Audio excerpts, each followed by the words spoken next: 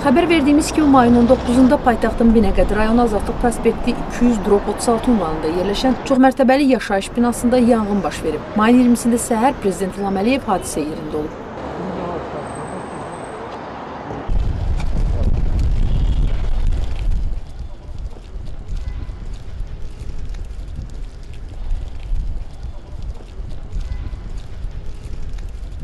Dövlətimizin başçısı binaya baxış zamanı hadisənin səbəblərinin araşdırılması və nəticələrinin aradan qaldırılması ilə bağlı təxirəsalınmaz tədbirlərin görülməsi, hadisə vaxtı zərər çəkənlərə və həlak olanların ailə üzvlərinə yardımların göstərilməsi və digər məsələlərlə əlaqədar Dövlət Komissiyasının üzvlərinə yerindəcə tapşırıqlarını verdi.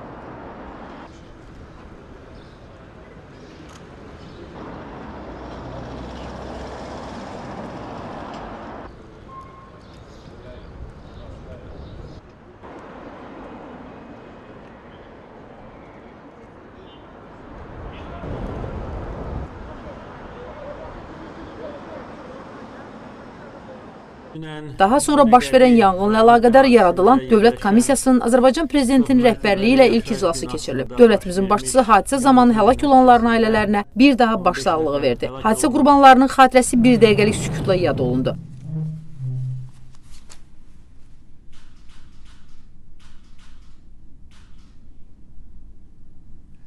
Allah rəhmət eləsin.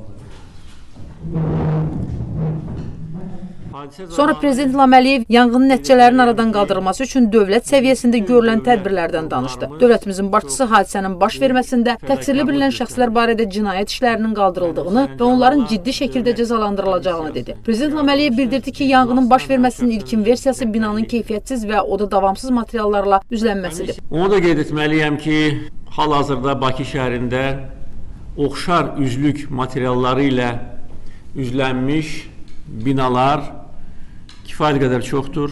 Bəzi məlumatlara görə 200-dən çoxdur və artıq dünəndən mən göstəriş vermişəm Bakı şəhər İcra Hakimiyyətinə, Fövqəladə Hallar Nazirliyinə ki, bütün buna oxşar materiallarla üzlənmiş binalarda ekspertiza dərhal keçirilsin.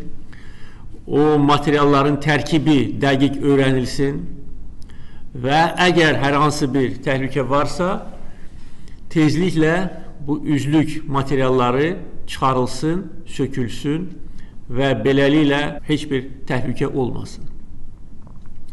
Ancaq qeyd etməliyəm ki, bu işlər bundan əvvəl görülməliydi.